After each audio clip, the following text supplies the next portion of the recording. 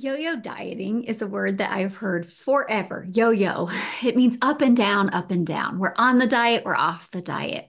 And there are a lot of dangers with that yo-yo dieting. Right now, I'm hearing the word danger and I'm thinking of my great nephew, and he calls everything Halloween spooky. And so nothing's scary, he says, but everything's spooky. And so the spookiness of the yo-yo dieting is that every single time your hope is getting shattered, your self-confidence is getting shattered. Every single part of the yo-yo effect is not healthy. And so when we look at that as this is damaging to my self-esteem, this is damaging to my confidence and my ability, you can see why each time it makes it harder and harder to try again. Each time it makes it so much harder to have belief in ourselves, belief that we can do things. It makes it feel bigger and bigger and spookier and spookier. And I'm going to disagree with little Vincent and say it's downright scary because when we don't believe in ourselves, we absolutely are shattered. We shatter any hope, any belief that we can do things. We shatter the idea that it can be any different. And we start to settle. And as we settle, it's not in a good way. We settle in a way that feels like we're never going to be able to do anything better. And so it's very limiting. It's so disbelieving that it's tragic. That's what it is. It's tragic. That wasn't the word I was looking for, but it fits really well right now. Have you ever had somebody who was in such disbelief about themselves? They didn't see themselves the way you saw them, and it broke your heart to think that they did not see that in themselves. That's what yo-yo dieting does to us. It has us so that we don't see the good parts of us. We don't see the parts of us that we're able to be like, this is the good thing. We can do things. And so that silly word, yo-yo dieting is what I'm talking about. And it shatters everything. It makes us feel less than. It makes us not feel important enough or capable enough. And that is heartbreaking. So when we're looking at that, that's kind of the thing we've done with every other diet attempt before. We look at how we get all on board. We're full of hope that this is the thing. We're not looking at ourselves for belief. We're looking at the diet as the next thing that can help us. And we have belief in the diet or the possibility of the hope of that diet helping us or fixing us is really what we're thinking, right? Making us better and more acceptable and all those things. Well, then what we do is we put all of that in there and we take all of our belief in ourself away. We just give it right away. That's part of that shattering effect. Each time we do that, we fall a little bit lower. We feel like we're a little less capable, a little less important, or there's just no possibilities for us in the future. And so that is not sustainable. If we keep dropping our opinion of ourselves down every single time we make an attempt, there's going to be so little opinion of us that we're not going to be able to try. We're not going to be able to even think that we're worthy of anything different. It's not a worth thing. Ladies, let me tell you, it's just some habits. These are some habits.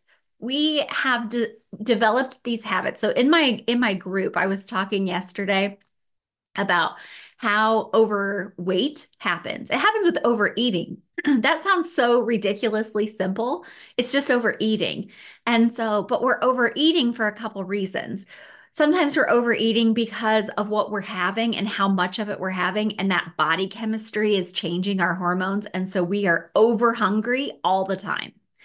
The other reason is over desire. And over desire, it comes specifically from our emotions, our feelings. And so when you've heard of emotional eating, emotional overeating, it's us trying to create or avoid a feeling that feels uncomfortable or that we don't know how to manage without another tool. And the tool, you hear me say this, the tool that we've chosen in the past was food. And that wasn't even a you problem. Your mama set you up with that. As soon as you were a baby and you came out of the womb, as soon as you cried, You got a bottle or boob every single time. That fixed the problem, right? Occasionally there's a diaper or some other issue, but we learn that food fixes problems from birth. As adults, we think that's an us problem. That was just what we were trained to do. That was the tool that fixed it first and fastest.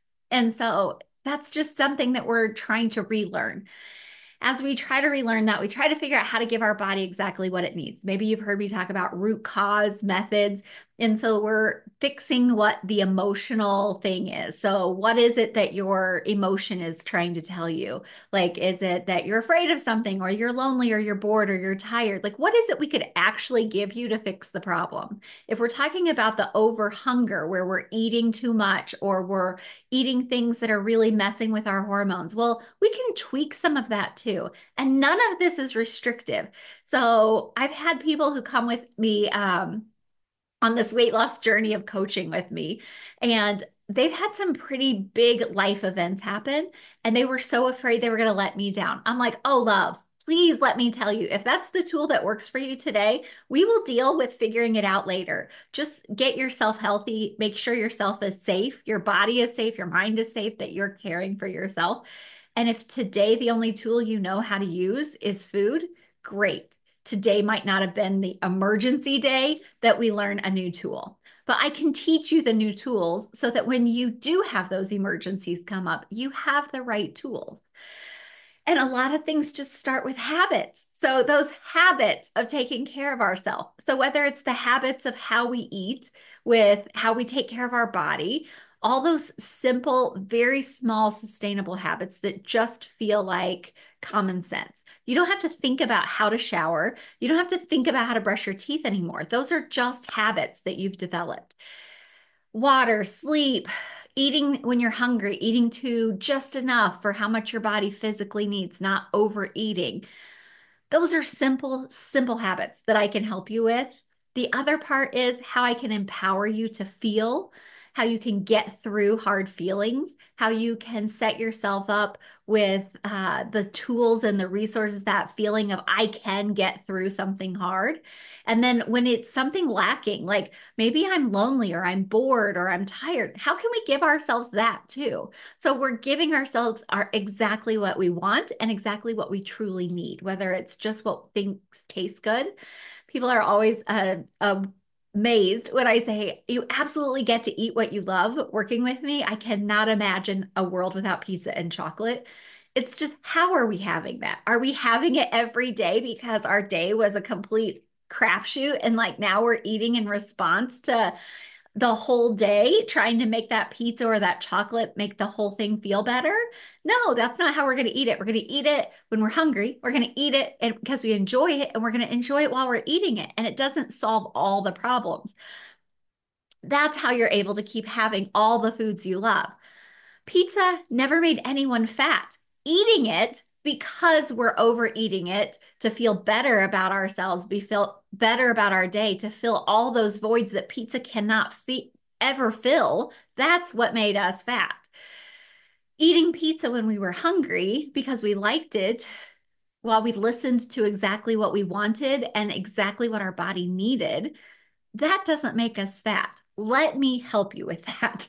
That is so different than anything that I was ever taught in any diet that I was ever in before. And that's how my body skyrocketed to 230 pounds. I'm only 5'2". I know you can only see me from my shoulders up if you're watching this, but I 230 pounds on my 5'2" frame is a lot of weight. And so I just remember that dress that looked like a moo, and that one is the one that shocked me into reality of like, what have I done? I remember going to the hairdresser and just saying like, I feel like I need to like have such an awakening. I can't keep myself awake.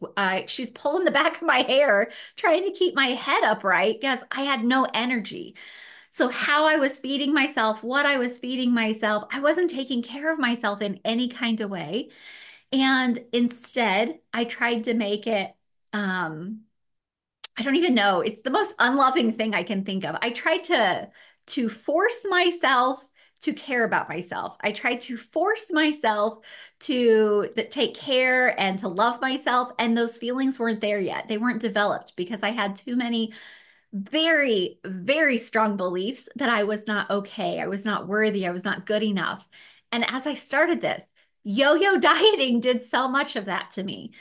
There's so much else too. That belief that I need to look a certain way, or that like this incessant like improvement of ourselves so that we can finally be good enough.